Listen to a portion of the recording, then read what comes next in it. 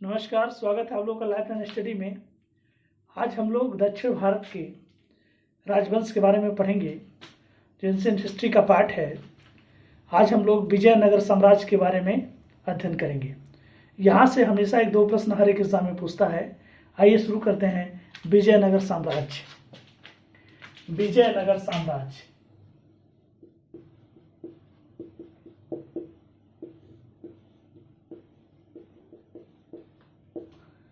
विजयनगर साम्राज्य, जिसका ध्यान रखिए, विजयनगर शब्द का शाब्दिक अर्थ होता है, शाब्दिक अर्थ होता है जीत का शहर। जीत का शहर, जीत का शहर विजयनगर का शाब्दिक अर्थ होता है, जिसकी स्थापना 1336 में, जिसकी स्थापना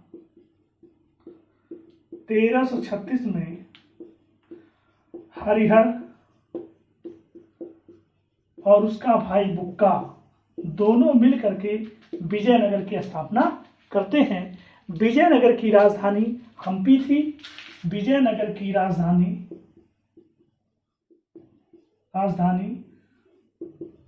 हम्पी थी। विजयनगर की राजधानी हम्पी थी, जो तुंगभद्रा नदी के किनारे स्थित थी। जो तुंगभद्रा नदी के किनारे स्थित थी। नदी किनारे स्थित थी। एक चीज ध्यान रखिएगा, एक संत थे जिनका नाम विद्यारण्य संत था, जिनसे हरिहर एवं बुक्का बहुत प्रभावित थे। उन संत का नाम था विद्यारण्य।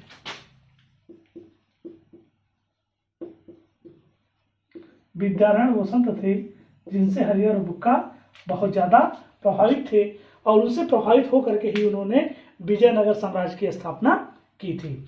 उसके बाद में एक चीज और जान लीजिए कि हरिहर एवं बुक्का अपने पिता के नाम पर संगम वंश की स्थापना थी, और उनके पिता का नाम संगम था। हरिहर एवं बुक्का के पिता का नाम संगम था, जिसके नाम पर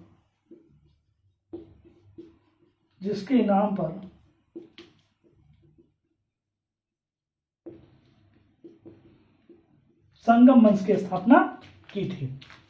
उसके बाद क्या होता है, विजयनगर जो तुंगभद्रा नदी के किनारे स्थित था, यह हरिहर एवं बुक्का जो दो लोग थे जिन्होंने संगम वंश की स्थापना की थी, ये लोग पहले प्रताप रुद्रदेव के सामंत थे। ये प्रताप रुद्रदेव कौन था? यह प्रताप रुद्रदेव काकतीय वंश का संस्थापक था। पहले कई बार सवाल पूछा है, पहले वारंगल के शासक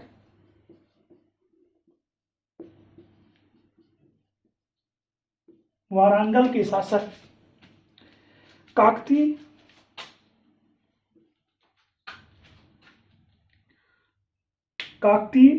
वंश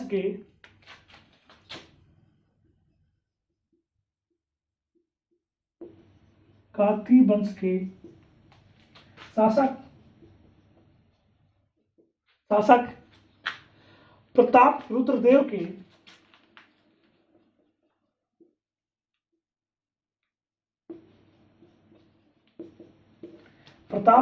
के यह दोनों सामंत थे। कौन? हरिहर एवं बुक्का। हरिहर एवं बुक्का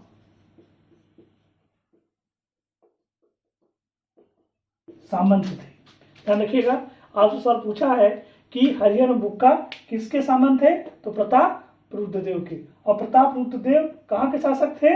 या वारंगल के शासक थे। और वारंगल शासक किस वंश के थे? तो काकतीय वंश के थे। ध्यान रखिएगा। उसके बाद में विजयनगर पे निम्नलिखित शासकों ने अपना शासन किया। सवाल पूछता है कि विजयनगर पे किन किन वंशों ने शासक किया।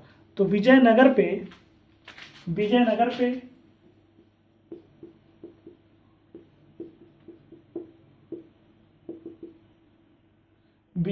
पे सबसे पहले संगम वंश,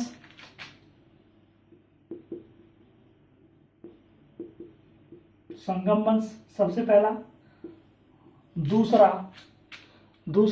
सुलू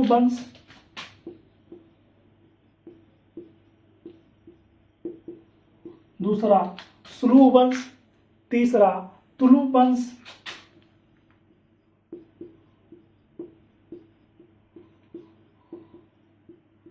और चौथा अराबीडू वंश।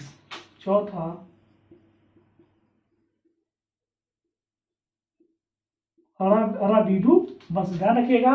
पहला संगम वंश, दूसरा सुलू वंश, तीसरा तुलु वंश, चौथा अराबीडू वंश। ये 4 वंश थे जो विजयनगर पे शासन किए थे।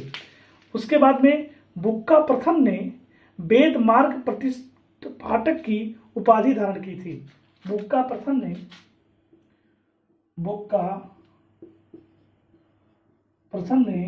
वेद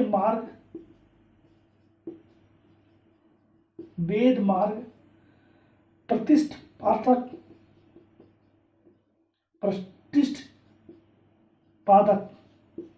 की उपाधि धारण की थी। कौन धारण किया था? यह बुक्का प्रथम, जो प्रतिष्ठापक की उपाधि धारण किया था। उसके बाद में हरिहर द्वितीय संगम वंश के शासकों में सबसे पहले महाराजा धीराज की उपाधि धारण किया था। हरिहर द्वितीय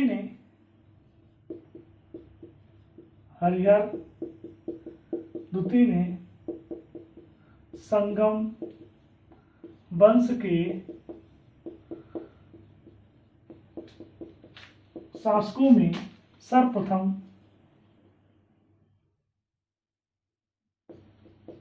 सर्वप्रथम महाराजा धीराज की उपाधि धारण की थी। किसने किया था? हरिहर द्वितीय ने महाराजा धीराज की उपाधि सर्वप्रथम धारण की थी। और ध्यान रखिएगा कि इटली का एक यात्री था निकोल कॉन्टी। इटली का एक यात्री है निकोल कॉन्टी। इटली यात्री निकोल कांटी। यह जो निकोल कांटी था, यह विजयनगर की यात्रा पर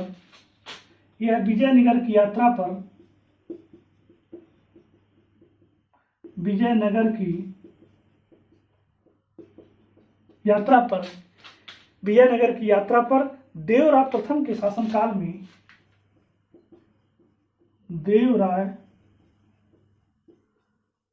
प्रथम के शासनकाल में आया था। ध्यान रखिएगा, यात्रा किया था। इटली का यात्री था जिसका नाम निकोल कॉन्टी था। यह विजयनगर की यात्रा पर देवराय प्रथम के शासनकाल में किया था। और ध्यान रखिएगा, देवराय प्रथम ने तुंगभद्रा नदी पर जल की कमी को दूर करने के लिए बांध बनवाया था। देवराय प्रथम ने तुंगभद्रा नदी पर बांध बनवाया था जल की कमी को दूर करने के लिए। और एक और नदी है जिस पे इसने बांध, दूसरा हरिद्र नदी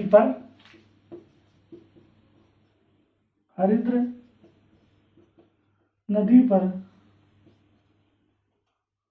सिंचाई के लिए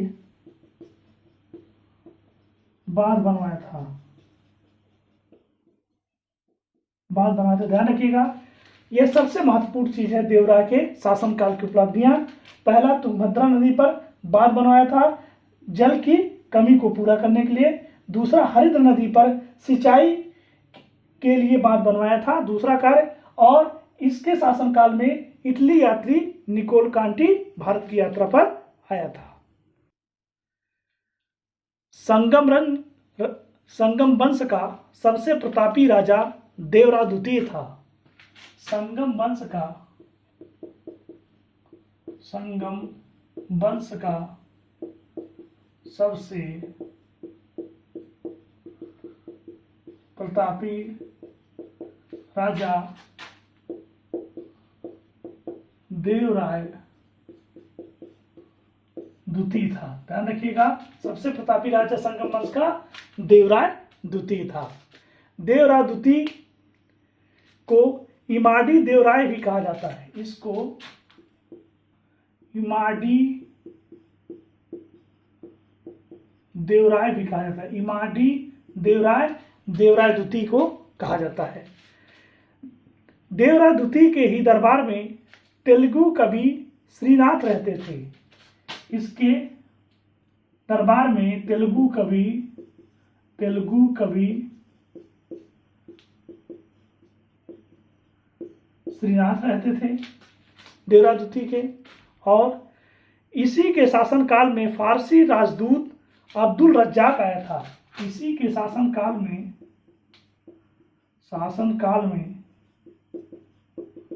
फारसी राजदूत अब्दुल रज्जाक आया था।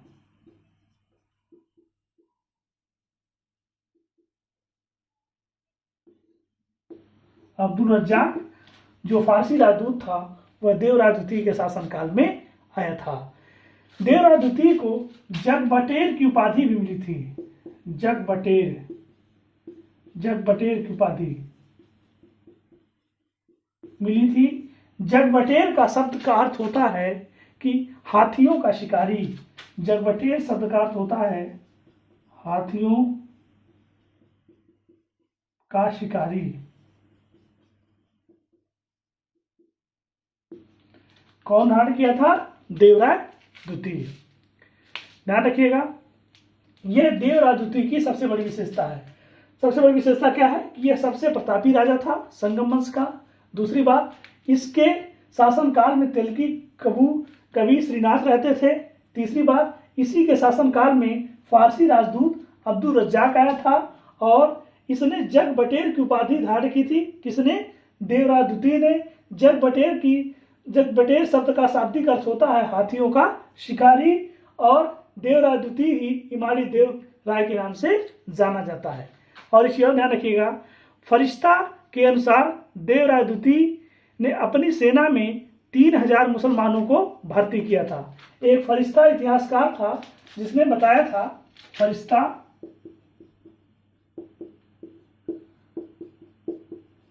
एक इतिहासकार था जो यह बताया कि देवराय द्वितीय ने अपने सेना में 2000 से लगभग या 3000, कहीं कहीं किताब मिलता है 3000 सैनिकों को भर्ती किया था। देवराय द्वितीय संस्कृत ग्रंथ महानाटक सुधा निधि और ब्रह्मदूत पर महाभाष्य लिखा था। देवराय द्वितीय ने ही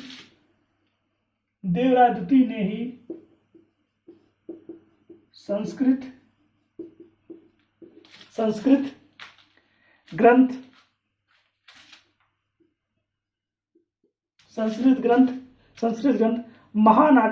महानाटक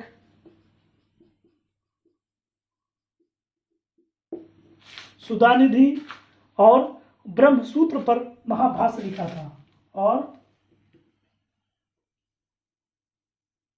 ब्रह्मसूत्र पर महाभाष्य लिखा था। किसने लिखा था? देवराय द्वितीय ने ही। देवराय द्वितीय ने ही संस्कृत ग्रंथ महानाटक सुधा निधि की रचना की थी और ब्रह्मसूत्र पर महाभाष्य लिखा था। मल्लिकार्जुन को प्रौढ़ देवराय भी कहा जाता है। मल्लिकार्जुन को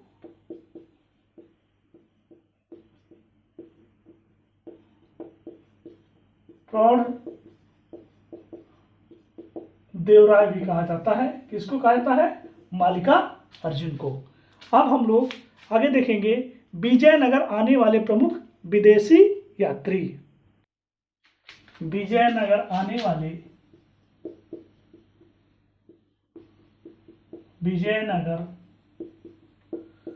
आने वाले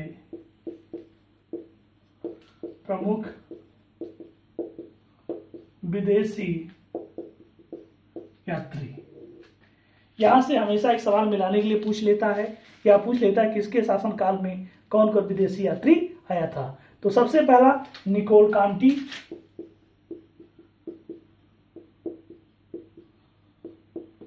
निकोल कांटी। आप जानते हैं निकोल कांटी कहाँ का निवासी था? इटली का निवासी था। किसके शासनकाल में भारत आया था? देवराय प्रथम के शासनकाल में भारत आया था। देवराय प्रथम के शासनकाल में भारत आया था। दूसरा है अब्दुल रज्जाक, अब्दुल रज्जाक। अब्दुल रज्जाक यह फारस का निवासी था। किसके शासनकाल में आया था? देवराय द्वितीय के शासनकाल में भारत आया था। देवराय द्वितीय के शासनकाल में भारत आया था। तीसरा यात्री नूनिच, तीसरा यात्री नूनिच, यह पुर्तगाल का निवासी था। यह पुर्तगाल का निवासी था। किसके शासनकाल में भारत आया था? अच्युत राय के शासनकाल में भारत आया था। अच्युत राय के शासनकाल में भारत आया था। चौथा यात्री डोमिंग पायस, चौथा यात्री डोमिंग पायस, पायस यह भी पुर्तगाल का निवासी था। पुर्तगाल का निवासी था। यह कृष्णदेव राय के शासनकाल में भारत आया था। कृष्णदेव राय के शासनकाल में भारत आया था। पांचवा यात्री है बारबोसा, बारबोसा ये भी पुर्तगाल का निवासी है। पुर्तगाल का निवासी है। यह भी कृष्णदेव राय के शासनकाल में भारत आया था। कृष्णदेव राय के शासनकाल में भारत आया। इतने सारे यात्री हैं, इसी में से सवाल हमेशा एग्जाम में पूछता है। पहला निकोल कांटी इटली का निवासी था, यह देवराय प्रथम के शासनकाल में आया था। दूसरा अब्दुल रज्जाक फारस का निवासी था, यह देवराय द्वितीय के शासनकाल में भारत आया था। तीसरा नूनिच, यह पुर्तगाल का निवासी था, यह अच्युत राय के शासनकाल में भारत आया था। चौथा डोमिंग पायस, यह पुर्तगाल का निवासी था, कृष्णदेव राय के शासनकाल में भारत आया था। पांचवा बारबोसा, यह पुर्तगाल का निवासी था, कृष्णदेव राय के शासनकाल में भारत आया था। अगला हम लोग पढ़ेंगे कृष्णदेव राय का शासनकाल। थैंक यू दोस्तों।